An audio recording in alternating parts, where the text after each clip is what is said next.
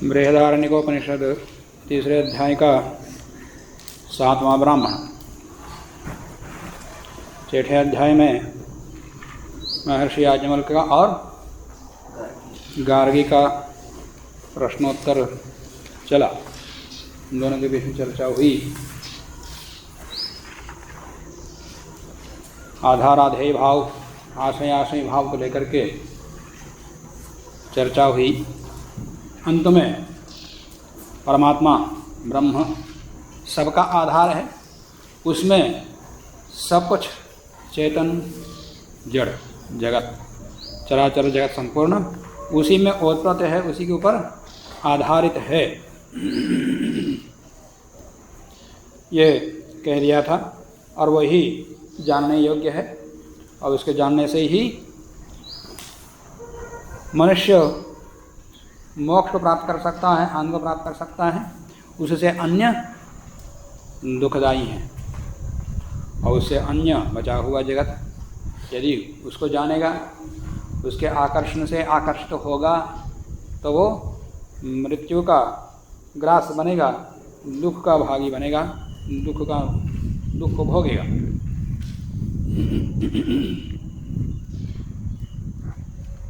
ये जगत प्रसंगता बता दिया था कि ये पृथ्वी मधु है। मधु विद्या के प्रसंग में पृथ्वी, अंतरिक्ष, जीव, आकाश, जल आदि सबके सब मधु हैं। अंत में ये संपूर्ण जगत ही मधु जैसा है और मधु से आकर्षित होकर के जिस प्रकार से मक्खी, चींटी आदि खाने के लिए जा करके उसी में चिपक करके मर जाती हैं, वैसे ही मनुष्य भी जगत में आकर्षित होकर के उसी में चिपक करके आत्मा को, अपने को और परमात्मा को भूल करके उसी में डूब के मर जाता है। इसलिए वो दुखदायी है। अतो अन्यत आर्तम, इसलिए केवल परमात्मा ही जानने योग्य है और उसमें जो आसक्त नहीं होगा वो एक दो दिन पहले ही आया था। इंद्र सुपर्णो भूत्वा, इंद्र सुपर्ण बन करके, गरुड़ बन करके, बड़े पक्षी जैसा स्वतंत्र रूप से खुले आकाश में उड़ेगा, मधु में आकर्षणीयता में फंसेगा नहीं, जगत की आकर्षणीयता में नहीं फंसेगा, वो मुक्त होगा। ये बता दिया था। अब आगे कहते हैं कि अथः एनम उद्दालकः आरुणिः पप्रच्छ याज्ञवल्क्येति। अथ गार्गी के मौन होने के पश्चात इनके उत्तरों से गार्गी भी संतुष्ट हो गई थी। हाँ, ये ब्रह्मविद हैं और सर्वोत्तम ब्रह्मविद है और ये इन गायों को ले जाने योग्य है। समझ करके मौन हो गई, बैठ गई। उसके पश्चात उद्दालक आरुणि अप्रच्छा, पूछा कि हे याज्ञवल्क्यो, ऐसा संबोधन किया, ऐसा कहा। इति हो उवाच मद्रेषु अवसामा पतञ्जलस्य काप्यस्य गृहेषु यज्ञम् अधीयानाः तस्याः आसीत् भार्या गन्धर्वगृहीता तम् अपृच्छाम कोऽसीति सोऽब्रवीत् कबन्धा अथर्वण इति। ये प्रसंग पीछे भी आया था तीसरे ब्राह्मण में। जब हम मध्य देश में घूम रहे थे तो घूमते घूमते वहाँ गए किसके पास? काप्य, कपि के अपत्य, गोत्रापत्य पतंजलि के पास हम गए थे। तो वहाँ पर उनके कन्या थी और वो गंधर्व गृहीता थी। तो ये कुछ नया दिखाई दे रहा है, ये कौन है? हमने पूछा तो दोनों का हमारे और उनके बीच में चर्चा हुई, प्रश्नोत्तर हुआ। उनमें से हमने एक प्रश्न पूछा था। क्या प्रश्न पूछा था? पारीक्षित लोग कहाँ जाते? तो वही प्रश्न हमने आपको पूछ रहे हैं, आप बताओ। ये प्रश्न वहाँ हुआ था, वही प्रश्न यहाँ भी आया, थोड़ा भेद है, प्रश्न अलग है। मद्रेश अवसामा, हम मद्र देश में निवास करते थे, वहाँ घूम गए थे, यहाँ निवास कर रहे हैं। कहाँ पर? काप्यस्य पतंजलस्य गृहेषु यज्ञम अधियानः, उनके घर में रहते हुए हम यज्ञ विद्या का अध्ययन कर रहे थे, कल्प विद्या का के अध्ययन कर रहे थे। तो उनकी भार्या थी, उनकी पत्नी थी, तस्य आसीत भार्या गंधर्व गृहीता। अब जब इनकी पत्नी है तो फिर गंधर्व के द्वारा गृहित कैसे हुई? तो गंधर्व विद्या को पढ़ने के लिए, गंधर्व गान विद्या को पढ़ने के लिए किसी अध्यापक को रखा था, तो उनके द्वारा वो पढ़ाई जाती थी। इसका अभिप्राय यही है। तो वहाँ भी वही अध्यापिता कन्या, गंधर्वों के द्वारा अध्यापित कन्या को ही लेना चाहिए, ले सकते। तो गंधर्व गृहीता भार्या थी। तम अपृच्छाम, हमने उसको गंधर्व को पूछा, कोसी इति, आप कौन हैं? स्वब्रवीत, उस गंधर्व ने कहा कि कबंधा आथर्वण इति, मैं आथर्वण कबंध हूँ। अपना परिचय दे दिया नाम से और न गोत्र का भी बता दिया। सोऽब्रवीत पतंजलम काप्यम याज्ञिकाश्च वेत्थ नो त्वं काप्य तत्सूत्रम येन अयं च लोकः परश्च लोकः सर्वाणि च भूतानि संदृप्तानि भवन्ति इति। उस गंधर्व ने पूछा, किसको पूछा? कि काप्यम पातंजलम, काव्य पातंजल को पूछा है? और याज्ञिकों को पूछा। याज्ञिक कौन है? हम लोग जो पढ़ने गए थे यज्ञ विद्या को, कल्पसूत्र आदियों को पढ़ने के लिए हम वहाँ गए थे, तो हमको और हमको पढ़ाने वाले काव्य पतंजलि को उन्होंने पूछा। किसने? गंधर्व ने पूछा कि तत्सूत्रम येन अयं च लोकः परश्च लोकः सर्वाणि च भूतानि संदृप्तानि, क्या उस सूत्र को जानते हो जिस सूत्र से येन अयं च लोकः, ये लोक और परलोक, माने ये प्रत्यक्ष लोक और जो प्रत्यक्ष भूत लोक नहीं है, अपरोक्ष है, जिसको हम जान नहीं सकते, ऐसे परोक्ष लोक को लोक के अंदर ओतप्रोत हो, और सर्वाणि च भूतानि, सबके सब भूत सब प्राणी उसी के ऊपर आधारित हों। क्या ऐसा कोई सूत्र जानते हो? जैसे माला के अंदर सूत्र होता है, उसी से ही सारे फूल गुथे हुए होते हैं। तो वैसे ही सबको गूंथने वाला कोई सूत्र है, जानते हो?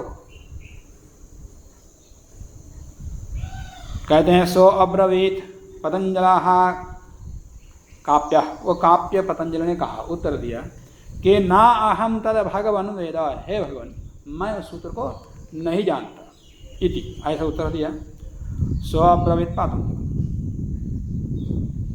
स्वब्रवीत पतंजलम काप्यम याज्ञिकाश्च। और एक प्रश्न पूछा कि काप्य पतंजल को और याज्ञवल्क्य को, याज्ञिकाश्च, याज्ञिकों को पूछा क्या? वेत्था नो त्वं काप्य तम काप्यम,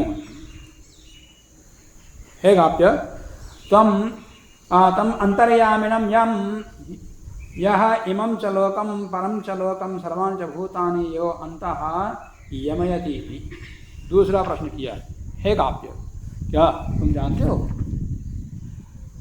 तम अंतर्यामिनम, जो कि सबके अंदर अंतर्यामी हो, इस लोक में परलोक में सब भूतों के अंदर व्यापक हो, अंतर्यामी हो।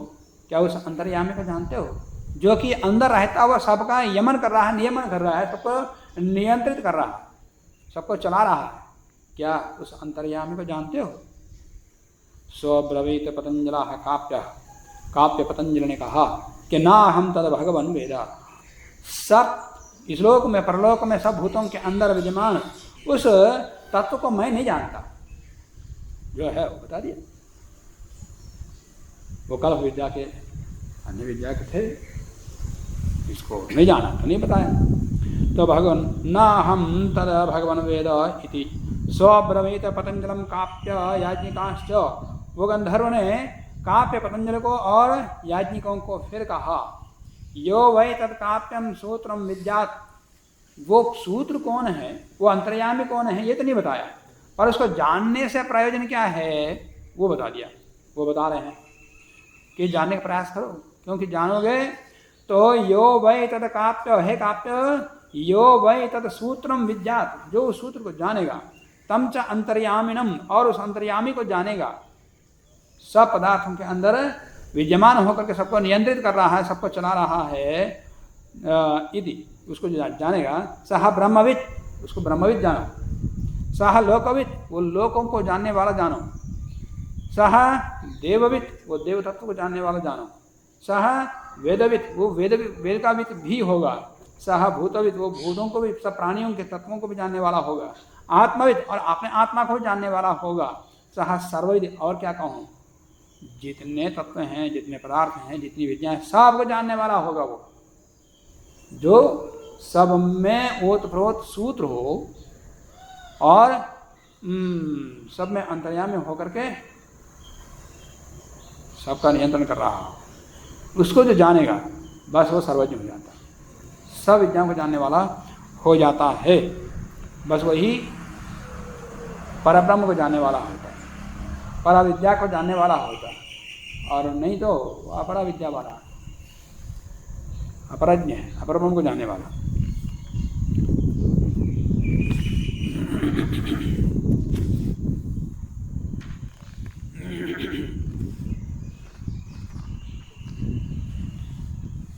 तेभ्यो अब्रवीत तद अहम वेद तच्चेत्त्वं याज्ञवल्क्य सूत्रम अविद्वांस्तं च अंतर्यामिनं ब्रह्मगवीः उदजसे मूर्धाते विपतिष्यति। क्या तुम उस सूत्र को जानते हो जो अंतर्यामी है, सबको नियमन कर रहा है, उसको जानते हो? अब याजन को पूछ रहे हैं, उसको जानने से क्या प्रण होता है, वहाँ बता दिया था, और उसका जो तत्व है वो भी हमने बता दिया था। अब तुम बताओ, आप बताओ, क्या उस सूत्र को, अंतर्यामी तत्व को जानते हो? यदि नहीं जानते तो ब्रह्मवेत्ता को दी जाने वाली गायों को ले जाना है, ये आपका ठीक नहीं रहेगा। तेभ्यः अब्रवीत,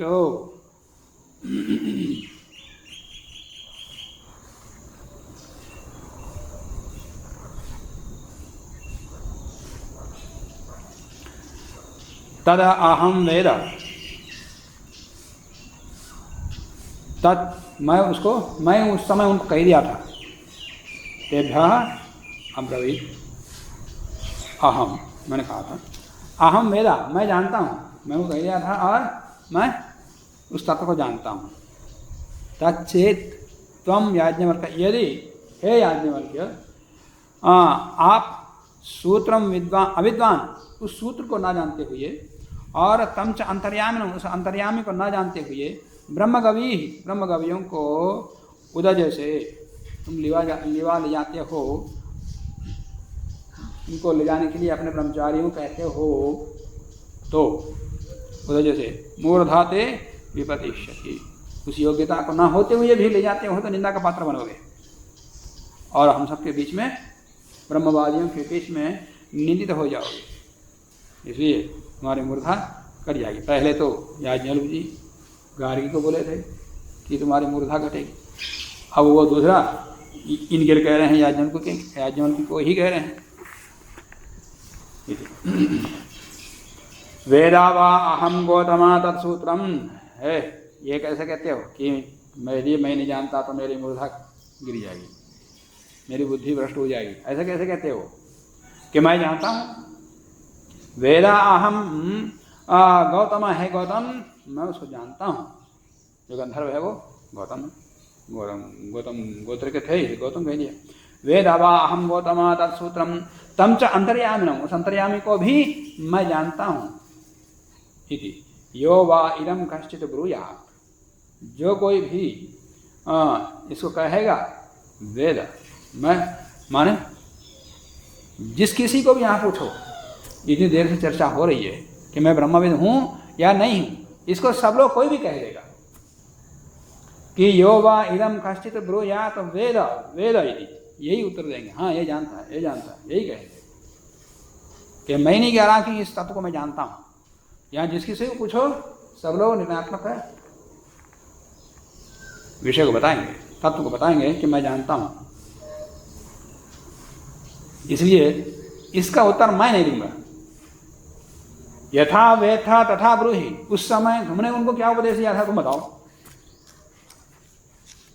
कि वो सूत्र क्या है, सर्वांतरयामी क्या है। उस समय उन याज्ञिकों को और काप्य पतंजलि को क्या उपदेश दिया था, वो तुम बताओ सबके सामने। तुमने क्या जाना है, मैं देखता हूँ।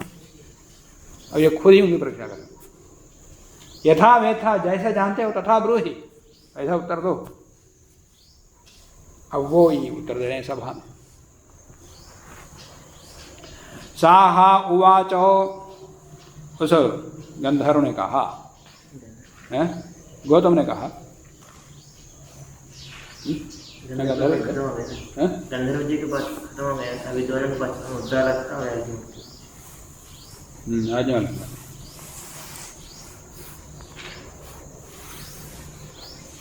क्या और उद्दालक। तो उद्दालक से पूछा कि हे उद्दालक गौतम, तुम बताओ कैसे कहा था। तब वो स्वयं उद्दालक बता रहे हैं। साहा उवाच वायुर्वै गौतम तत्सूत्रम वायुना वै गौतम सूत्रेण अयं च लोकः परश्च लोकः सर्वाणि च भूतानि संदृप्तानि भवन्ति तस्माद् वै गौतम पुरुषं प्रेतम आहु। क्या कहा, वायुर्वै गौतम तत्सूत्रम, वो सूत्र क्या है, वायु है। चलो, सबके अंदर सूत्र है और सबके अंतर्यामी है, सबको चलाने वाला वायु। कौन है वो वायु, परमात्मा। ये वायु नहीं लेना, ये सबके अंदर थोड़ी है। अशब्द वायु को लेकर वायु वर्तेंगे तो फिर उल्टा प्रसंग होगा, यहाँ पर उल्टी व्याख्या होगी, आक्षेप उठेगा। वायुर्वै गौतम तत्सूत्रम, वो सूत्र वायु ही है। वायु ना वै गौतम, हे गौतम वायुना सूत्रेण, वायु रूपी सूत्र के द्वारा ही अयम च लोकः परश्च लोकः, ये लोग परलोक और सारे सारे भूत, सारे सारे प्राणी संतृप्त हैं, आधारित हैं, ग्रसित हैं, स्थित हैं। संतृप्तानि भवन्ति तस्माद् वै गौतम, है गौतम इसलिए पुरुषम प्रेतम आहु।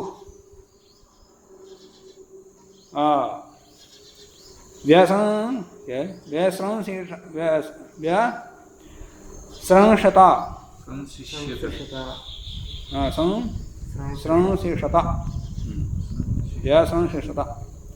व्यासंशिषता अस्य अंगानि इति।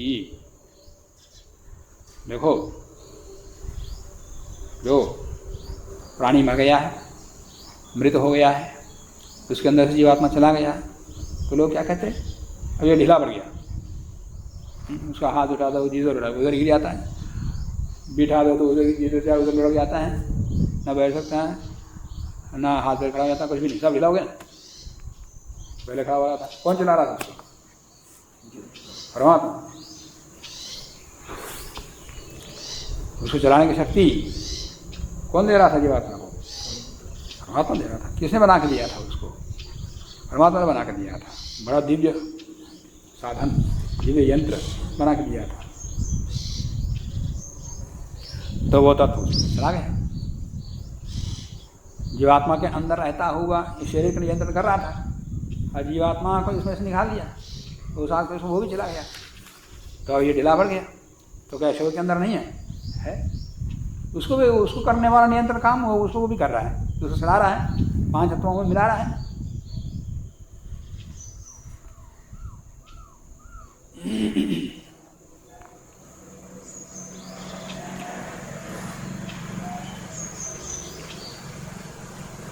तो उसके सारे सारे अंग ढीले पड़ गए, शिथिल हो गए।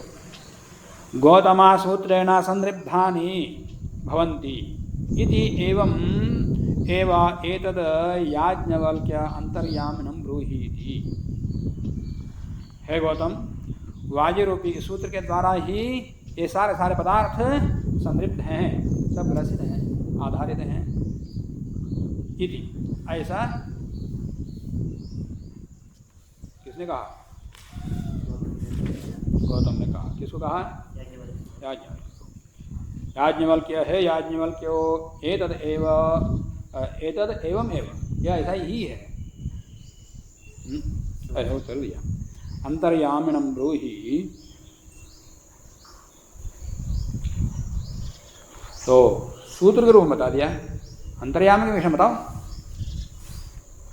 ठीक है। अंतर्यामिनं ब्रूहि, तो अंतर्यामी क्या है, उस अंतर्यामी के विषय बताओ। याज्ञवल्क्य ने पूछा गौतम को। यहाँ पृथिव्यां तिष्ठन् पृथिव्याः, अब अंतर्यामी को बता रहे हैं, प्रथम याद रखें, सूत्र का विषय पहले बता दिया, अब अंतर्यामी को वही बताएं। हर एक पदार्थ के नाम लेकर के उसके अंदर अंतर्यामी होता हुआ उस पदार्थ को चला रहा है। यह पृथिव्यां तिष्ठन् पृथिव्याः अंतरः यह पृथ्वी न वेद, पृथ्वी में विद्यमान होता हुआ, पृथिव्याः अंतरः, पृथ्वी से भिन्न भी है वो, पृथ्वी के अंदर व्यापक है, पृथ्वी के बाहर भी है, बाहर तो है ही, पृथ्वी के अंदर भी है और पृथ्वी से भिन्न भी है, इतना स्पष्ट आया है। वो परमात्मा पृथ्वी के अंदर है, पृथ्वी से भिन्न भी है, यही है कि वो ही पृथ्वी है। यह पृथिव्यां तिष्ठन् पृथिव्याः, पृथ्वी से अंतरः भिन्न है। यह यम पृथ्वी न वेद, परंतु पृथ्वी नहीं उसको नहीं जानती, उजड़ का तो क्या जानेगी। यम पृथ्वी न वेद यस्य पृथ्वी शरीरम, वो पृथ्वी ही उसका शरीर है, यस्य जिसका वो पृथ्वी शरीर है। जैसे आत्मा है शरीर के अंदर, परंतु शरीर उस आत्मा को नहीं जानता कि मुझे कौन चला रहा है, जानता। वैसे ही पृथ्वी उस परमात्मा का, ब्रह्म का शरीर है, शरीर जैसा है, उसके अंदर व्यापक है, बाहर पृथ्वी है, उसके बाहर भी है, पृथ्वी से बाहर भी है, पर अंतर्यामी के विषय में चल रहा है, तो अंतर्यामी बता रहे हैं। तो वो पृथ्वी उसका शरीर है। यस्य पृथ्वी यम पृथ्वी शरीरम, यह पृथ्वीम अंतरः, यम जो पृथ्वी के अंदर रहता हुआ वो उसका नियमन कर रहा है, नियंत्रण कर रहा है, उसको चला रहा है। एषा ते आत्मा, वो आत्मा कौन है, ते आत्मा तुम्हारा आत्मा है, तुम्हारा जानने योग्य आत्मा है, पृथ्वी के अंदर है, पृथ्वी उसको नहीं जानती, तुम्हारे अंदर ही है, तुम भी उसको नहीं जानता। ये आगे बताएंगे। यदि यहाँ ते आत्मा मतलब यहाँ पर ये अर्थ में जो तुम्हारा आत्मा है, जीवात्मा है, बस वही है, मतलब तू ब्रह्म है, मैं भी ब्रह्म हूँ, बस वही आत्मा वहाँ पर सर्वांतर्यामी है। यदि ऐसा अर्थ करेंगे, आगे जाकर कहेंगे कि ये जो जीवात्मा है उसके अंदर भी अंतर्यामी है, परंतु वो आत्मा उसको नहीं जानता है और उससे वो भिन्न भी है, ऐसा आगे कहेंगे।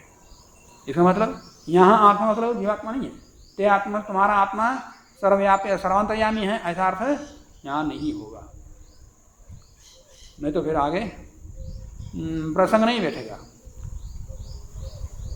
और प्रसंग क्यों नहीं बैठेगा, बड़ा छल यहाँ हुआ, आगे बताऊंगा जब प्रसंग आएगा। तो पृथ्वीम अंतरः यमयति, एषा ते आत्मा अंतर्यामी अमृतः, वो पृथ्वी के अंदर रहता हुआ उसका नियमन कर रहा है, नियंत्रण कर रहा है, चला रहा है। वो आत्मा कौन है, ते आत्मा, तुम्हारे लिए जानने योग्य आत्मा वही है।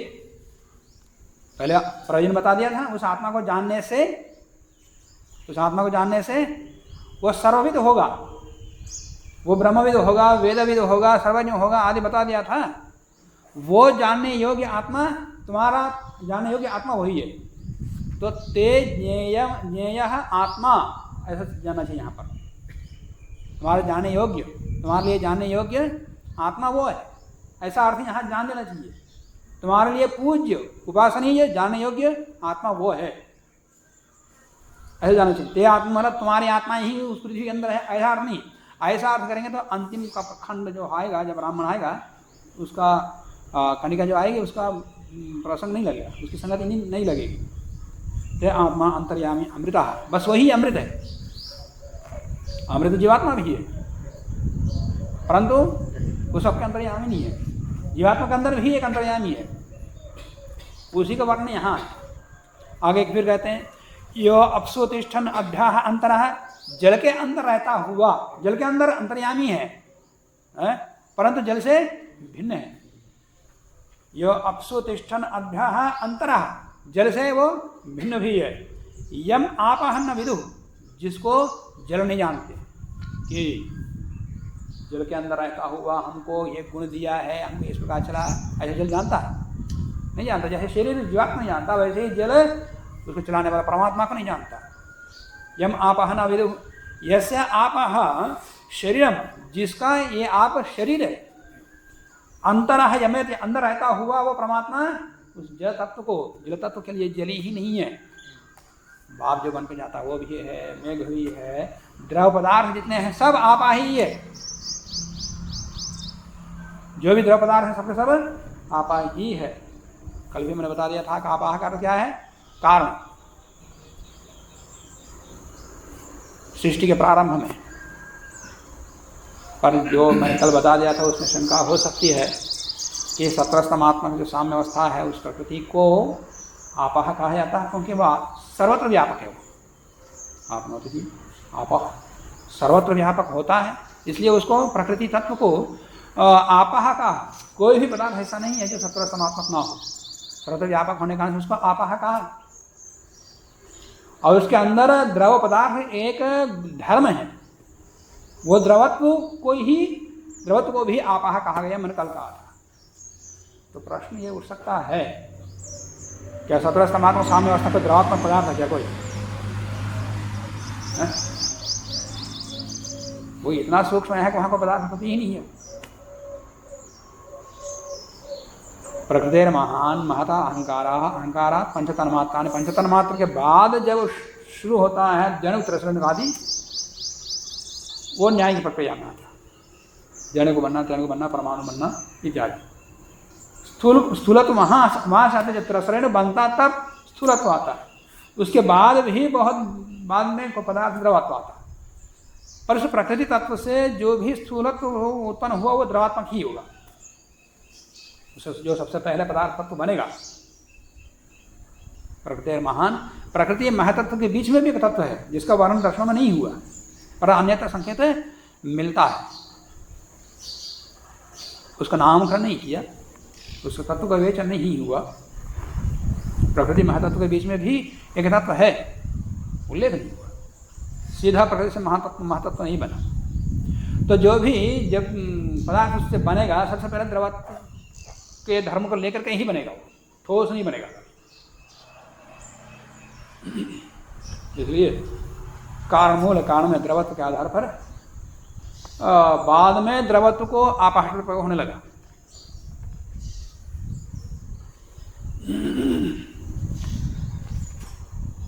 तो जल के अंदर रहता है, जल उससे भिन्न है, जल उसको नहीं जानता है, जल उसका शरीर है, उसका नियमन करता है। वो आत्मा कौन है? ऐसा आत्मा ते आत्मा।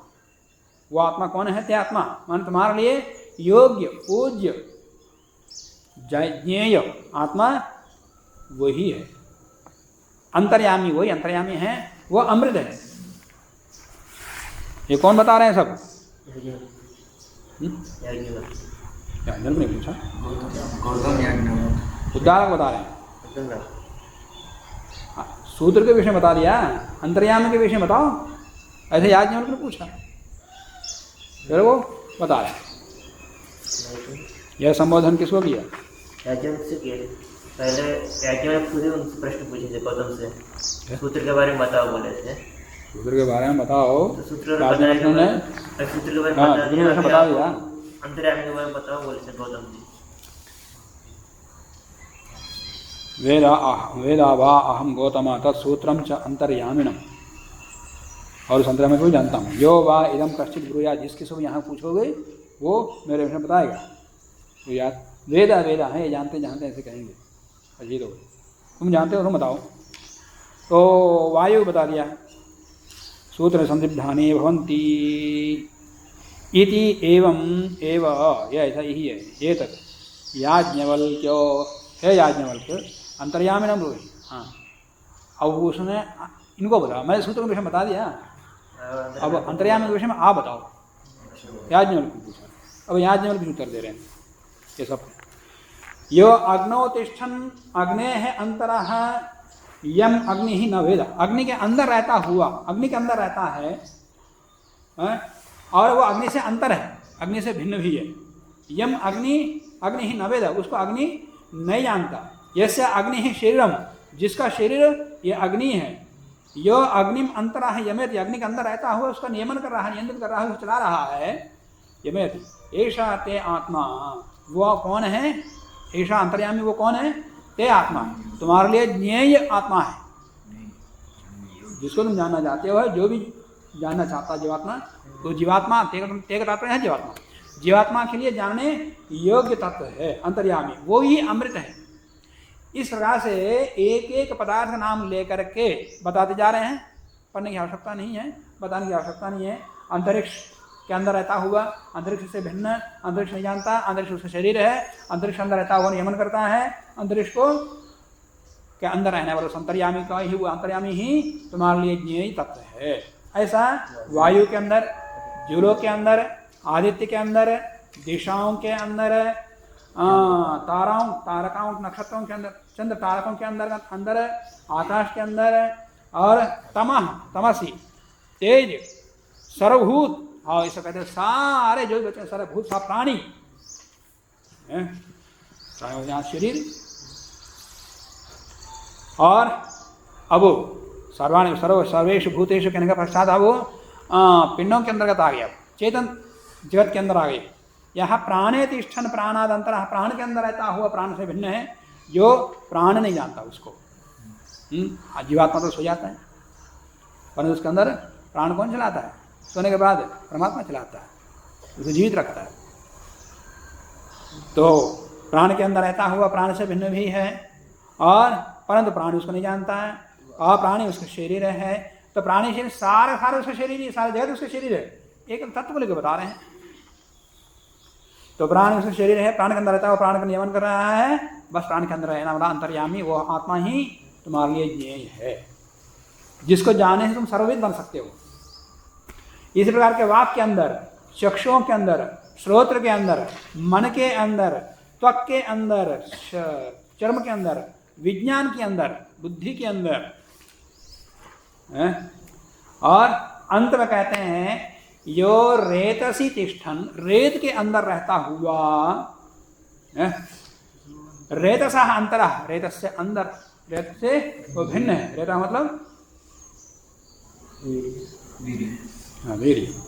यो रेतसी तिष्ठन रेतसा अंतरा, यम रेतसा न वेद, जिसको रेत नहीं जानता, रेता न वेद, यस्य रेतः शरीरम, जिसका शरीर रेत है, यो रेतः अंतरः यमेत, जो अंदर रहता हुआ नियमन करता है, ऐसा ते आत्मा अंतर्यामी अमृतः, वो अमृत स्वरूप अंतर्यामी तत्व ते आत्मा, तुम्हारे लिए जानने योग्य आत्मा है, वही अमृत है, ये कह दिया।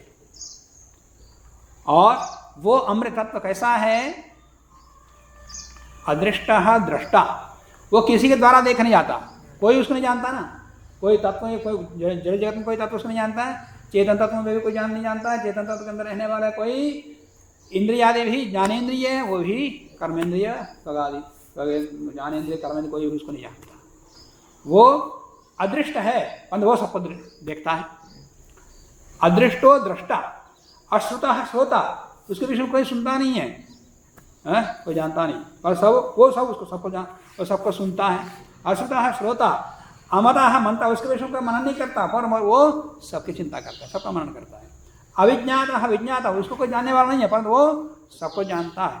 न अन्य आता अस्ति दृष्टा, तो कोई दृष्टा है तो बस वही है, उससे भिन्न कोई दृष्टा है ही नहीं। न अन्य आता अस्ति श्रोता, श्रोता है कोई, बस परमात्मा है। माने श्रोता तात्पर्य सर्वश्रोता, सब कुछ सुनने वाला, सब कुछ देखने वाला, वो एक ही है, और कोई नहीं है। जैसे कहते हैं कि शिव जी भी है, ब्रह्मा भी है, विष्णु भी है, पता नहीं कितने देवता, सब सुनने वाला देखने वाला कोई नहीं, एक ही ब्रह्म है, जो सबको देखने वाला है, सबको जानने वाला है, सबको सुनने वाला। न अन्यो अतो अस्ति श्रोता, न अन्यो अतो अस्ति मनता, न अन्य अतः अस्ति विज्ञाता, उसको छोड़ करके अन्य कोई सर्वविज्ञाता नहीं है। विज्ञाता बहुत हैं, सारे जीवात्मा विज्ञाता ही है। योगी का भी स्तर बहुत ऊंचा हो जाता है, वो भी सर्वज्ञ जैसा हो जाता है, परंतु वो भी सर्वज्ञ, सबको जानने वाला विज्ञाता नहीं है, वो अपनी सीमा में सर्वज्ञ हो जाता है अपेक्षाकृत। ज़्यादा जानने वाला होता और सर्वज्ञ तो बस एक ही है, उससे भिन्न और कोई नहीं। नान्यता ना अन्य अतः अस्ति विज्ञाता ऐसा ते आत्मा अंतर्यामी अमृता, बस वही तुम्हारे ये जानने योग्य आत्म तत्व है, परमात्मा तत्व है, वही अंतर्यामी है, वही अमृत स्वरूप है। और उसको छोड़ करके अन्य कोई किसी को जानने योग्य वो तत्व है ही नहीं। जानोगे तो अतो अन्य आर्तम, उससे भिन्न और जो होगा वो दुखदायी होगा, मरोगे मधु में चिपक करके। मधु माने शायद वो तो भौतिक पदार्थ है, ये जगत भी मधु है। वो मधु कैसा है, मधु ने बता दिया था, सारा जगत मधु है, क्योंकि हमको बहुत कुछ दे रहा है और सारे उसको स्वीकार कर रहे हैं केवल मीठेपन के लिए, केवल लौकिक सुख के लिए। जिसको सुख जानता वो सुख है नहीं, वो भी दुख है। तो उसमें चिपक जाओगे, आकर्षित हो जाओगे तो उसमें डूब के मरोगे। अन्यथा तो आर्तम ततो हा उद्दालका आरुणि ही उपरामा, उसके बाद आरुणि उद्दालक शांत हो गया। इस प्रश्न के उत्तर को जानने के बाद अंतर्यामी के विषय में याज्ञवल्क्य के उत्तर को सुनकर के वो शांत हो गए।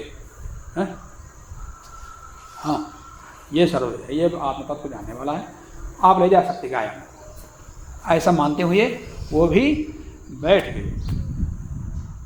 अब इस कंडिका की संख्या क्या है, कौन सी कंडिका है?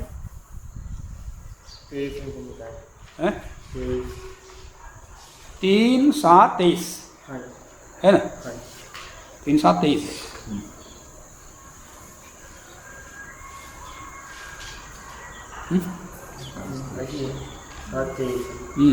3, 7, 23। इसके बाद और एक कणिका है जो कि यहाँ नहीं है, जो मैंने बताया था आत्मा के अंदर भी है, आत्मा उसमें जानता है, आदि मैंने बता दिया था, कोई यहाँ नहीं। सत्यार्थ प्रकाश में है बोलो, सत्यार्थ लो, दे लो।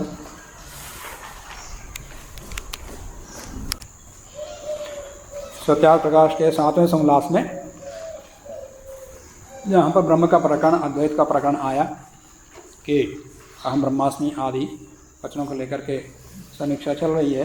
तत्त्वमसि वाक्य, तत्त्वमसि वो तत्व ही है। और तत्कार क्या लेते हैं वो प्रसंग महा तत्व क्या लेते हो? अद्वैत ने कहा ब्रह्म कहाँ से गया है उस प्रसंग में?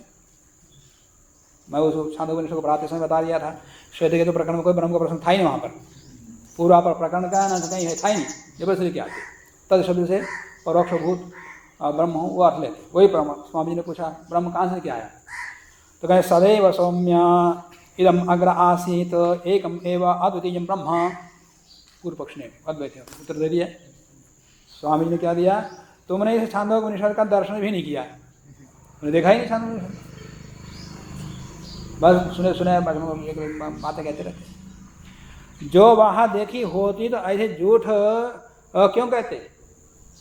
वहाँ ब्रह्म शब्द का पाठ ही नहीं है, प्रकरण ही नहीं था, पाठ क्या उस वचन में नहीं, वो रे श्वेत के उस प्रकरण में कहीं तो ब्रह्म का प्रसंग ही नहीं है, परोक्षता भी नहीं है, लाएंगे जबरदस्त लेके आएंगे, बता दिया था। किंतु छांदोग्य में तो सदैव सौम्या इदमग्र आसीद एकम एव अद्वितीयम, इतना ही उसने ब्रह्म कहाँ से लेके आए? अब ब्रह्म पद नहीं है। तो आगे बस ये प्रश्न चल रहा था। आगे कहते हैं कि यहाँ पर तत्वमसि माने वो ब्रह्म ही तू ही है, अद्वैतवाद की जो सिद्धि होती है उसके खंडन में एक प्रमाण दे रहे हैं स्वामी कि आत्मा अलग है, परमात्मा अलग है, ये दो अलग अलग तत्व हैं, एक तत्व नहीं है, अद्वैत तत्व नहीं है। इसे खंडन के लिए प्रमाण ये दे रहे हैं। यहाँ आत्मनितिष्ठन आत्मनः अंतरः, आत्मा के अंदर रहता हुआ जो सबके रह रहा था, सबके अंदर रहता हुआ उससे भिन्न है। ऐसा ही आत्मनितिष्ठन आत्मनः अंतरः, आत्मा के अंदर रहता हुआ आत्मा से वो भिन्न है। यम आत्मा ना वेदा, जीवात्मा उसको नहीं जानते। ये दोनों तत्व एक होता है, ये कहते। फिर इस वचन को शंकराचार्य क्यों नहीं दिया? और यहाँ पर स्वामी जी के यहाँ से क्या है, वो कोई उनको पूछेगा कोई, क्या उत्तर दोगे? स्वामी ने यहाँ पर उनका जो मेरे पास प्रश्न आया था, ये बृहदारण्यकोपनिषद का वचन है, ऐसा यही तो लिखा, क्या लिखा? बृहदारण्य में है क्या? बृहदारण्य पढ़ रहे हैं, यही प्रसंग है। बृहदारण्यक में है ही नहीं, तो स्वामी जी कहाँ से लेके आए? बृहदारण्यक को प्रारंभ करते समय उसका परिचय मैंने बता दिया था। ये बृहदारण्यक से कौन सा है?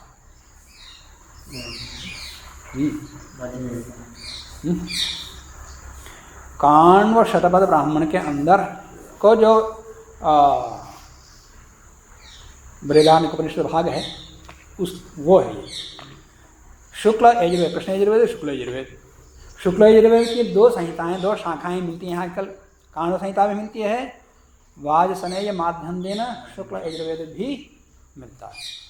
तो काण्व संहिता, काण्व यजुर्वेद का भी काण्व शत ब्राह्मण है, और माध्यम दिन शुक्ल यजुर्वेद का भी माध्यम दिन शत ब्राह्मण, दोनों को ब्राह्मण मिलते हैं आज।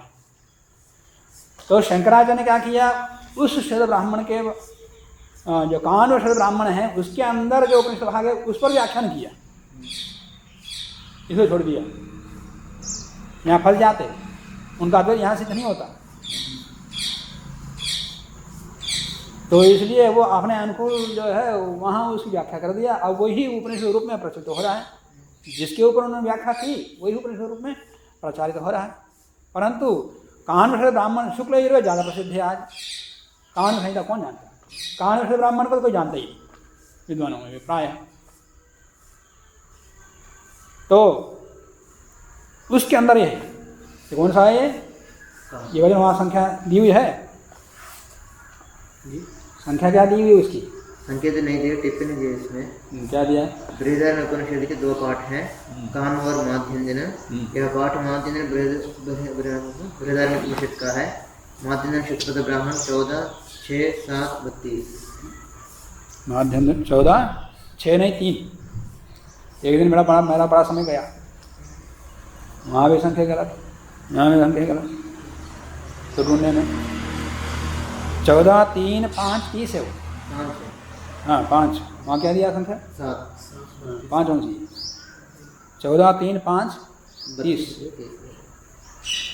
अब यहाँ संख्या अलग, वहाँ संख्या अलग, फिर मैं वो ढूंढता रहा उधर, ये संख्या ठीक है। और वो शैव ब्राह्मण की संख्या है। माध्यम दिन बृहदारण्यक उपनिषद की संख्या क्या होगी? 3, 7, 30 है, वो भी लिखे रखो। 3, 7, 30 बाद में आप भी लेके रखिए। माध्यम दिन बृहदारण्यक उपनिषद की संख्या 3, 7, 30। तो ये वहां का वचन है।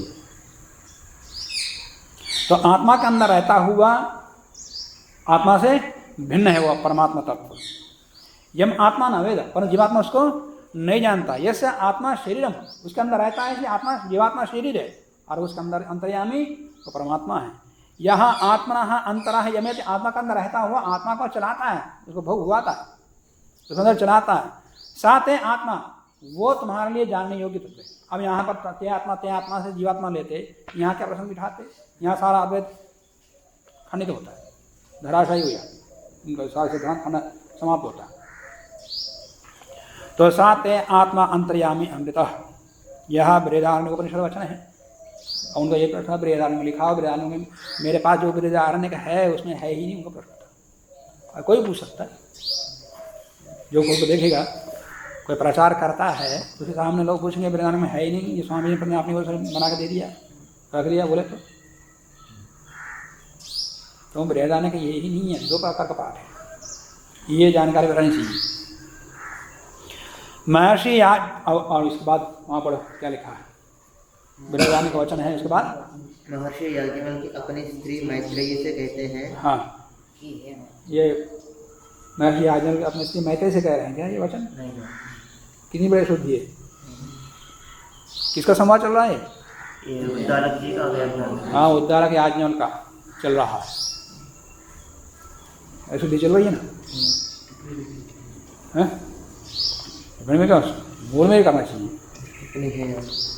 महर्षि याज्ञवल्क्य गौतम वंशी उद्दालक आरुणि से कहा। याज्ञवल्क्य गौतम वंशी आरुणि उद्दालक से कहा, इन्होंने परिवर्तन कर दिया। जिस जहाँ से उदाहरण दे रहे हैं वहाँ का जो प्रसंग उसका अनुसार करना चाहिए। और वहाँ पर गार्गी मैत्रेयी और याज्ञवल्क्य की चर्चा प्रसिद्ध है, लेखकों ने लिख दिया। अब इतने मात्र से स्वामी नारायण के ही वचन थोड़ी हो सकता हो। बोलते बुलाते बोलते गए, वो लिखते गए, अब बाद में फिर वो फिर करते। महर्षि याज्ञवल्क्य गौतम महर्षि उद्दालक आरण्य से कहते हैं, हे गौतम उद्दालक, जो परमेश्वर आत्मा अर्थात जीव में स्थित है और जीवात्मा से भिन्न है, जिसको मूढ़ जीवात्मा अज्ञान जीवात्मा नहीं जानता कि वह परमात्मा मुझ में व्यापक है, मेरे अंदर है, इस बात को वो जानता है, वो खुद को नहीं जानता, उसके अंदर रहने वाले परमात्मा को क्या जानता। जिस परमात्मा का जीवात्मा शरीरवत है, शरीर के समान है, अर्थात जैसे शरीर में जीव रहता है वैसे जीव में परमात्मा व्याप्त है। जीवात्मा से भिन्न रहकर जो जीव के पुण्य पापों का साक्षी होकर उनके फल जीव को देकर नियम में रखता, कर्मफल देता हुआ फिर नियंत्रण रखता, फिर मोक्ष मार्ग में चलो, फिर अवकाश देता रहता, नियम में रखता, वही अविनाशी स्वरूप तेरा भी आत्मा अर्थात तेरा भी अंतर्यामी, अविनाशी स्वरूप तेरा भी अंतर्यामी आत्मा अर्थात तेरे भीतर व्यापक, उसको तू जान। यहाँ भी भिन्न प्रकार से मैंने कहा वही तुम्हारे लिए जानने योग्य तत्व है। प्रश्न वही चला था, पीछे कहा था कि जो उसको जानता है वही वेदविद है, वही जगतविद है और वही सर्वविद हो जाता, तो वही तुम्हारे लिए जानने योग्य तत्व है। ते आत्मा तुम्हारे लिए यही तत्व आत्मा है, तो प्रसंग अनुकूल अर्थ होता है, उसको तू जान। इत्यादि वचनों का क्या कोई अन्यथा अर्थ कर सकता है? कोई अद्वैत अन्यथा मतलब इस वाक्य का जो अर्थ निकल रहा है इससे भिन्न अद्वैत का कोई अर्थ का प्रचार कर सकता है? नहीं कर सकता, ये स्वामी नहीं जानता। तो प्रसंग आया था प्रकाश का, वो बता दिया।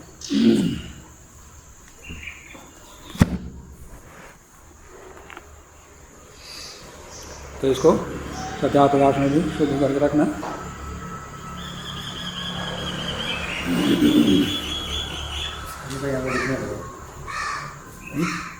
मैंने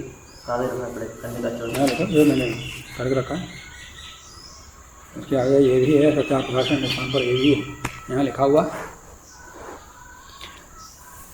परंतु ये याद रखना चाहिए कि जो उपलब्ध बृहदारण्यकोपनिषद है वो कांड और शैव ब्राह्मण का उपनिषद भाग है, पर उसके अतिरिक्त हमको तुलनात्मक करने के लिए उसको भी लेकर के सामने रख करके दोनों की तुलना करनी चाहिए। माध्यमिक शैव ब्राह्मण का के अंदर जो उपनिषद भाग है उसको भी पढ़ना चाहिए, ऐसे ही मिलते। और शंकराचार्य ने इसको छोड़ करके यही प्रारंभ बोला छल है, इसको छोड़कर उसको ऊपर व्याख्यान क्यों किया, जबकि माध्यन्यन शुक्ल यजुर्वेद ज़्यादा प्रसिद्ध उसकी अपेक्षा। कांड संहिता कोई पढ़ता ही नहीं, कुछ को पता आता है उपलब्ध भी उसको ब्राह्मण कांड से ब्राह्मण उपलब्ध है भी नहीं, है तो बहुत कम, सब नहीं जानते।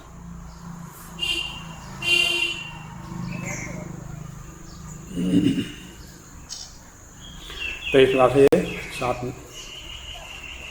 सातवां ब्राह्मण समाप्त हो गया। कल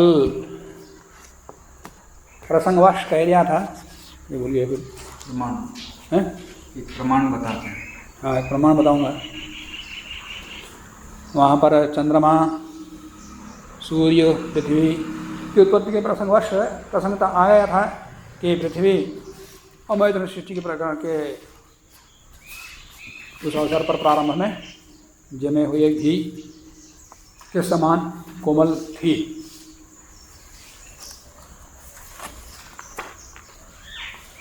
ऋग्वेद 10:18-10वें मंडल के 18वें सूक्त में मंत्र 10, 11, 12 तीन मंत्रों को देख लेना।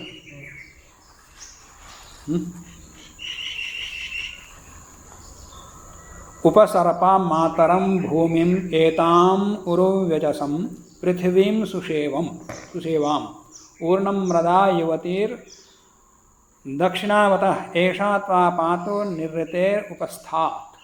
वहाँ ये मंत्र है, वहाँ पर माता के समान पृथ्वी उसका पालन पोषण करती है, सुकुमार है, विस्तृत है, और ऐसे विस्तृत जैसे माता का गर्भ पेट फूलता है गर्भ के स्थित होने पर, वैसे ही पृथ्वी का गर्भ ऊपर उड़िया, जैसे कीड़े उत्पन्न होने से पहले मुकुंद भर के उड़ता ना, तो वैसे ही जैसे जैसे उसका विकास होता है वो धीरे धीरे ऊपर उठता है।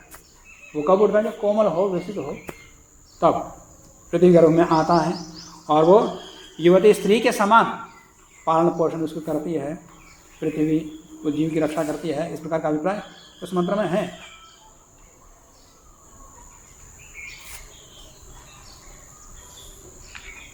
बारहवें मंत्र में